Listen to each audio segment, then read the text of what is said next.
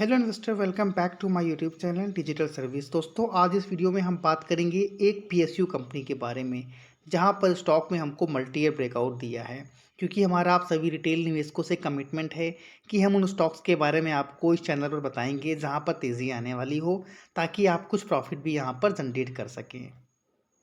जो new viewers हैं उनको कुछ स्क्रीनशॉट के माध्यम से बताने की कोशिश करूंगा कि आने वाले जो एक हफ्ते से 10 दिन के अंदर जो हमने स्टॉक्स के बारे में बताया था, उसमें क्या टारगेट दिखाई दिए हैं। तो आप देख सकते हैं कि बजाज कंज्यूमर के बारे में हमने यहाँ पर डिटेल से एनालिसिस करी थी, और कुछ टेक्निकल चार्ट्स पर, माफ़ करिएगा, डिटेल एनालिसिस नहीं थी, सिर्फ टेक्निकल चार्ट्स के माध्यम से ये बताने की कोशिश करी थी कि आपको स्टॉक में क्या टारगेट दिखाई दे सकते हैं। तो करीब 72 लोगों ने इस वीडियो को देखा। इसके अलावा हमारा एक वीडियो आया था डी लिंक के ऊपर। हालांकि डी लिंक के ऊपर हमारा डिटेल्ड वीडियो भी आ चुका है, जहां पर एक बड़े इन्वेस्टर ने इसके अंदर बड़ी स्टेक भी खरीदी थी, जिसकी अपडेट हमने इस चैनल पर वीडियो के माध्यम से दी थी। जहां पर आप देखिए क्लियर कट लिखा हुआ है कि ये गलती मत करना। इसके अलावा एक वीडियो आया था हमारा कैनरा बैंक के क्वार्टर 2 के जब रिजल्ट्स आए थे, उसकी अपडेट्स दी थी, और टेक्निकल चार्ट्स के माध्यम से ये बताने की कोशिश भी करी थी कि अगर आप इस स्टॉक में इन्वेस्टेड हैं तो आने वाले अपकमिंग डेट में आपको क्या टारगेट दिखाई दे सकते हैं। और यहाँ पर आप थंबनेल में देख सकते हैं, अगर ऐसा हुआ तो आप पकड़ नहीं पाओगे। जिसके तहत अगर आप देखें तो बजाज कंज्यूमर में जो टारगेट हमने दिए थे, आज फर्स्ट टारगेट अचीव होता हुआ दिखाई भी दिया है। दूसरा स्टॉक था डी लिंक, जहाँ पर 1 मंथ के अंदर करीब करीब 63% के भी से भी अधिक के रिटर्न यहाँ पर स्टॉक ने बना कर दिए हैं। और यहाँ पर जो दूसरा स्टॉक हमारा तीसरा स्टॉक जो कैनरा बैंक लिमिटेड है, यहाँ पर 1 मंथ के अंदर करीब 36% से भी अधिक के रिटर्न बना कर दिए हैं। तो जो भी हमारे व्यूअर्स हैं जो लगातार बेसिस पे हमको फॉलो करते हैं, वहाँ पर उन लोगों ने आई होप कि अच्छा खासा प्रॉफिट भी जनरेट किया होगा। इसके अलावा हमारी एक पेड सर्विसेज भी है, जो डेमो के तौर पर 7 डेज़ के लिए फ्री ऑफ कॉस्ट मिल रही है। लिंक डिस्क्रिप्शन में है। अगर आपको ट्रेडिंग करना पसंद है तो आप चाहो तो उस लिंक को ज्वाइन कर 7 डेज़ ट्रेडिंग का आनंद भी ले सकते हो। सर्विस अच्छी लगती है तो बहुत ही नॉमिनल से चार्जेस हैं, जिनको पे कर आप सर्विस को कंटिन्यू भी यहाँ पर कर सकते हो। तो नाम आप सभी के सामने स्क्रीन पर आ चुका है। SJVN लिमिटेड के बारे में हम यहाँ पर बात कर रहे हैं। कंपनी के बारे में अगर हम बात करें तो कंपनी इंगेज्ड है इलेक्ट्रिसिटी जनरेशन के बिजनेस में। इसके अलावा ये कंसल्टेंसी हाइड्रो पावर प्रोजेक्ट की जो भी कंसल्टेंसी है उसको भी प्रोवाइड करती हैं। उसके नेक्स्ट पॉइंट में आता है इलेक्ट्रिसिटी प्लांट। तो प्रेजेंटली इनके पास 5 ऑपरेशन इलेक्ट्रिसिटी प्रोजेक्ट्स हैं अक्रॉस इंडिया, जिसके अंदर टोटल जो कैपेसिटी है इनकी वो 2015 मेगावाट तक की है। जहां पर अलग अलग सेगमेंट से जो भी स्टेट से जो भी पावर जनरेशन आता है, हर एक की डिटेल यहाँ पर दे रखी है। आप चाहो तो स्क्रीनशॉट के माध्यम से यहाँ पर सारी डिटेल पढ़ भी सकते हो। इसके अलावा जो कंपनी का विज़न है, बहुत ही क्लियर कट विज़न है। इनका जो अभी 2015 ने बताया मेगावाट तक का, आप ये देख सकते हैं कि कैपेसिटी है। जो इनका उद्देश्य है, जो इनका विज़न है कि इसको बढ़ाकर 2023 तक 5000 मेगावाट, 2030 तक 12000 मेगावाट, और 2040 तक 25,000 मेगावाट तक करने की है। तो ये तो उनके लिए है जो इस स्टॉक में लॉन्ग टर्म इन्वेस्टेड रहना चाहते हैं। और प्रमोटर की बात करें तो गवर्नमेंट ऑफ इंडिया जो इसको है, इस कंपनी को प्रमोट करती है। अब यहाँ पर कंपनी के जो टॉप क्लाइंटल की बात करें तो गवर्नमेंट ऑफ हिमाचल से 26% का revenue, Uttar Pradesh power corporation से 20% का revenue, PDD and Jammu and Kashmir से 11% का, पंजाब स्टेट पावर कॉरपोरेशन से 9% का यहाँ पर रेवेन्यू हमें जनरेट होता हुआ दिखाई दे रहा है। इसके अलावा प्रोजेक्ट पोर्टफोलियो अगर देखें तो कुछ प्रोजेक्ट इनके जो हैं, जहाँ पर आप देखिए इनके 4 प्रोजेक्ट अंडर कंस्ट्रक्शन हैं, 4 प्रोजेक्ट इनके जो हैं अंडर प्री कंस्ट्रक्शन हैं और अप्रूवल में हैं, 7 प्रोजेक्ट इनके हैं अंडर सर्वे एंड इन्वेस्टिगेशन, और total capacity of on going project is 5570 megawatt. यानी कि अच्छी खासी प्रोजेक्ट इनका जो इनका पोर्टफोलियो है वो हमें दिखाई दे रहा है। अगर आप इनके न्यू प्रोजेक्ट की बात करें जो FY21 में इन्हें मिले हैं, उसमें अलग अलग सेगमेंट की सारी डिटेल दे रखी है। तो आप इसको, वीडियो बहुत लंबा ना हो इसलिए सारा आप लोग चाहो तो इसको स्क्रीनशॉट के माध्यम से यहाँ पर पढ़ भी सकते हो। नेक्स्ट बात आती है कि यहाँ पर कंपनी का स्टॉक भले ही 38 के प्राइस पर स्टॉक ट्रेड कर रहा है, लेकिन एक मिड कैप टाइप की कंपनी, हमको स्मॉल कैप टाइप की कंपनी यहाँ पर दिखाई दे रही है। करीब 15,000 से भी अधिक का मार्केट कैप यहाँ पर इस कंपनी का है, जिसका करंट प्राइस है 38 रुपीज़ 60 पैसे। और यहाँ पर स्टॉक का जो प्राइस अर्निंग रेशियो है वो मात्र 12 रुपीज़ का है। बुक वैल्यू है 33 की, स्टॉक मिल रहा है 38, यानी अभी भी बहुत ज़्यादा भागा हुआ स्टॉक ये नहीं है। लेकिन इसके पीछे के कुछ रीजंस होते हैं, क्योंकि कंपनी एक पीएसयू स्टॉक से बिलोंग करती है, और दूसरा कंपनी के जो फंडामेंटल्स हैं बहुत ज़्यादा स्ट्रांग नहीं है, जिसकी वजह से बहुत ज़्यादा स्टॉक में अभी मूवमेंट हमें दिखाई नहीं दिया है।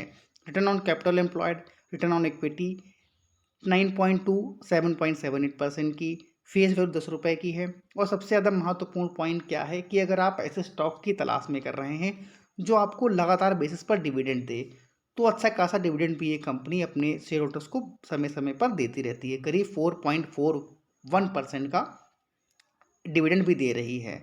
तो एक काफ़ी अच्छी कंपनी है, पीएसयू कंपनी है, ट्रस्टेड कंपनी है। तो आप ज़रूर इस स्टॉक को फोकस में रखिएगा, क्योंकि यहाँ पर एक मल्टी ईयर ब्रेकआउट हमें स्टॉक में दिखाई दिया है। तो जैसा कि स्टॉक के प्राइसेस आप देख रहे हैं 38 रुपीज़ के आसपास है, तो इसको ये मत समझ लेना कि एक स्मॉल कैप कंपनी है, क्योंकि इसका जो मार्केट कैप है मोर देन 15,000 से अधिक का है। तो एक मिड कैप कंपनी है, और कुछ ही दिनों में ये लार्ज कैप कंपनी भी बन सकती है अगर इसका मार्केट कैप 20,000 से ऊपर का होता है तो। नेक्स्ट बात हम कर लेते हैं कंपनी के कुछ पॉजिटिव पॉइंट्स की। यहाँ पर जो कि मैंने स्टार्टिंग में बताया था कि डिविडेंड अच्छा देती है, इसके अलावा बुक वैल्यू काफ़ी अच्छी है। नेगेटिव पॉइंट क्या है कि इनकी जो सेल्स ग्रोथ है वो 5 साल का डेटा अगर देखें तो मात्र 2% के CAGR से ही इन्होंने यहाँ पर अपनी ग्रोथ को बढ़ाया है, जिसकी वजह से स्टॉक की ये प्राइसेस हमको दिखाई दे रहे हैं। कंपनी के अगर आप पीयर्स देखें तो कई सारे पीयर्स हैं जहाँ पर बड़े बड़े जो कंपनी प्राइवेट सेक्टर हैं एक highly highly price earning ratio पर ट्रेड कर रहे हैं। जहाँ पर अगर आप अडानी ट्रांसमिशन को देखिए तो करीब करीब 432 के मल्टीपल पी पर, अडानी ग्रीन 690 के मल्टीपल पी पर, और जो पीएसयू कंपनी है जैसे एनटीपीसी, पावर ग्रिड कॉरपोरेशन और एसजेवीएन, तो आप देख सकते हैं कि काफ़ी अंडर वैल्यूड स्टॉक हमें दिखाई दे रहे हैं। तो अगर आप प्राइवेट सेक्टर से यहाँ पर इस कंपनी की तुलना करते हैं तो बहुत ही अट्रैक्टिव वैल्यूशन है, लॉन्ग टर्म का व्यू है। तो गो अहेड, आप एसआईपी मोड पर भी इस स्टॉक को बाय कर सकते हैं, क्योंकि अच्छा डिविडेंड भी कंपनी हमें देती है। अब यहाँ पर कंपनी के फंडामेंटल्स की बात हमने करी थी, कुछ स्ट्रांग ना होने की वजह से यहाँ पर स्टॉक में काफ़ी वॉलेटिलिटी भी हमको दिखाई देती है। सेल्स अगर आप मार्च 2013 में देखिए तो 1682 करोड़ की सेल्स रहा करती थी, जो कि मार्च 2019 आते आते इनकी सेल्स बढ़कर 2645, फिर मार्च 2020 में 2703 करोड़ की हो गई। फिर यहाँ पर इनके सेल्स में फॉल आया, आप देख सकते हैं। और अभी लेकिन जो ट्रेलिंग 12 मंथ का जो पीरियड रहा है इनका, इनकी सेल्स बढ़कर 2759 करोड़ की हो गई है। इसका मेन रीज़न क्या है कि जो इनके जो क्वार्टरली रिजल्ट्स आए थे अगर आप देखिए पिछले जून के क्वार्टर में, तो इनकी सेल्स 1004 करोड़ की भी हमको दिखाई दी थी, जिसकी वजह से स्टॉक में एक मल्टी ब्रेकआउट भी हमको दिखाई दिया है। अब अगर हम कंपनी के कुछ और फंडामेंटल्स देखें, जहाँ पर इनके रिजर्व देखें तो रिजर्व भी बेहतर है, 9,000 से अधिक का रिजर्व है। बट इनके बोरोइंग, फिर वही बात है कि करीब 7,000 करोड़ की बोरोइंग है। तो बोरोइंग भी यहाँ पर ठीक ठाक हमें दिखाई दे रही है। कुछ ये मेजर फैक्टर्स हैं जहाँ पर स्टॉक में उतनी ज़्यादा ग्रोथ हमें दिखाई नहीं दी है जितना कि प्राइवेट सेक्टर यहाँ पर हमें भागते हुए दिखाई दिए हैं। लेकिन अगर आप बात करें अडानी ट्रांसमिशन या अडानी ग्रीन, तो उनके ऊपर ही बहुत ज़्यादा डेप्थ है और कंपनी बहुत ज़्यादा प्रॉफिट कमा नहीं पा रही थी। एक समय ऐसा था कि अडानी ग्रीन की तो हम बात कर रहे थे अडानी ग्रीन के, तो जो भी अडानी ग्रीन के शेयर्स हैं एक समय ऐसा था कि कंपनी प्रॉफिट जनरेट नहीं कर पा रही थी, बट क्योंकि फ्यूचर बिजनेस था, ग्रीन प्रोजेक्ट में कंपनी काम कर रही थी, इसकी वजह से स्टॉक में काफ़ी ज़्यादा अपसाइड मूवमेंट दिखाई दिए। करीब 50 रुपीज़ के आसपास जब स्टॉक ट्रेड कर रहा था तो हमने स्टॉक को क्रैप किया था, और 3,000 से भी अधिक का स्टॉक ने हाई भी बनाया है। तो कहने का मतलब ये नहीं कंपनी ख़राब है, लेकिन अगर आप कंपनी के वैल्यूएशन देखिए, कंपनी के ऊपर डेप्थ देखिए, तो कहीं से जस्टिफाई मुझे नहीं रखते हैं अडानी ग्रीन के शेयर। तो हालांकि ये कहना भी गलत नहीं होगा कि अडानी ग्रुप की जितनी भी कंपनियां हैं, चाहे अडानी पावर की बात करें, अडानी ट्रांसमिशन की, अडानी गैस की, या फिर अडानी ग्रीन की, एक अच्छे खासे रिटर्न बनाकर दिए हैं। करीब 1 से 2 साल के भीतर भीतर इस स्टॉक ने मल्टी वैगर रिटर्न बनाकर अपने स्टॉक होल्डर्स को भी दिए हैं। तो जिन्होंने पैसा कमाया उनको बहुत बहुत वेल विशेस यहाँ पर हमारी तरफ से। बट यहाँ पर कंपनी का नेट कैश फ्लो अगर देखें, हम बात करें एस की, तो पॉजिटिव नहीं है, यहाँ पर नेगेटिव है, -325 का। तो ये सारे वो मेजर फैक्टर्स हैं जहाँ पर कंपनियों जो कंपनी के जो प्राइजेस हैं इस प्राइस में हमको दिखाई दे रहे हैं। अब हम टेक्निकल चार्ट्स पर ये देखने की कोशिश भी कर लेते हैं कि इस स्टॉक में क्या टारगेट आपको दिखाई दे सकते हैं आने वाले अपकमिंग ट्रेडिंग सेशन में। आज के दिन की बात अगर आप करें तो स्टॉक ने ओपनिंग दी थी करीब 36 रुपीज़ 40 पैसे के ऊपर। वॉल्यूम भी इनके काफ़ी हमको बढ़ते हुए दिखाई दिए थे, करीब 169% के वॉल्यूम में तेज़ी भी देखी गई है। हाई लगा था 38 रुपीज़ 90 पैसे का, इस लेवल को ध्यान से नोट करिएगा, और लो था 36 रुपीज़ 25 पैसे का। अगर आप यहाँ टेक्निकल चार्ट्स पर देखें तो इस समय इस जगह पर यहाँ पर आप देखिए स्टॉक ने एक बार ऊपर जाने की कोशिश करी थी, बट यहाँ पर अगर आप वॉल्यूम पर नज़र डालें तो वॉल्यूम उतने अच्छे नहीं थे, जिसकी वजह से स्टॉक में प्रेशर हमें दिखाई दिया, और यहाँ पर फंडामेंटल भी उतने अच्छे सपोर्ट नहीं कर रहे थे, तो ज़बरदस्त हमें यहाँ डाउनफॉल दिखाई दिया। क्योंकि अभी हमने डिस्कस किया था इसमें कि जो पिछला क्वार्टर था इनका काफ़ी शानदार ग्रोथ इन्होंने दिखाई थी अपने सेल्स को लेकर, और जो इनके विजन्स हैं वो भी जो हमने डिस्कशन किए हैं काफ़ी ज़्यादा स्ट्रॉन्ग दिखाई दे रहे हैं। तो यहाँ पर अगर आप देखिए तो एक अच्छे खासे वॉल्यूम के साथ यहाँ पर स्टॉक ने ब्रेकआउट भी दिया था। तो मुझे लग रहा है कि अगर आप स्टॉक में इन्वेस्टेड हैं या करंट प्राइस पर आप बाय कर रहे हैं तो 38 रुपीज़ 40 पैसे की जो करंट प्राइस है आप इस स्टॉक को बाय कर चल सकते हैं। जो टारगेट आपको यहाँ दिखाई दे सकते हैं वो करीब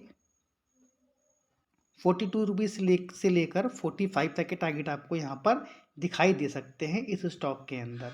बट यहाँ पर आपको एक एसएल भी रखना है, तो एसएल इसलिए देना है क्योंकि आप ट्रेडिंग कर रहे हैं यहाँ पर, तो ट्रेडिंग में एसएल रखना बहुत ज़्यादा महत्वपूर्ण हो जाता है।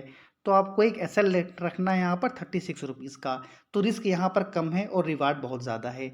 तो ज़रूर अगर आपको इस कंपनी के बिजनेस अच्छे लगते हैं, टेक्निकल्स आपको लग रहे हैं कि सपोर्ट कर रहे हैं, तो एक बार निवेश करने से पहले आप खुद की रिसर्च अवश्य कर लें, क्योंकि ये मेरी खुद की ओपिनियन है, आप इससे डिसएग्री भी यहाँ पर कर सकते हैं। इसी तरह की क्वालिटी कंटेंट पाने के लिए अगर आपने अभी तक हमारे चैनल को सब्सक्राइब नहीं किया है, और व्हाट्सएप ग्रुप की जो लिंक हमने बोली थी स्टार्टिंग में डेमो के लिए अगर ज्वाइन नहीं करी है तो जाकर ज्वाइन कर सकते हैं। Thank you for watching this video. जय हिंद, जय भारत।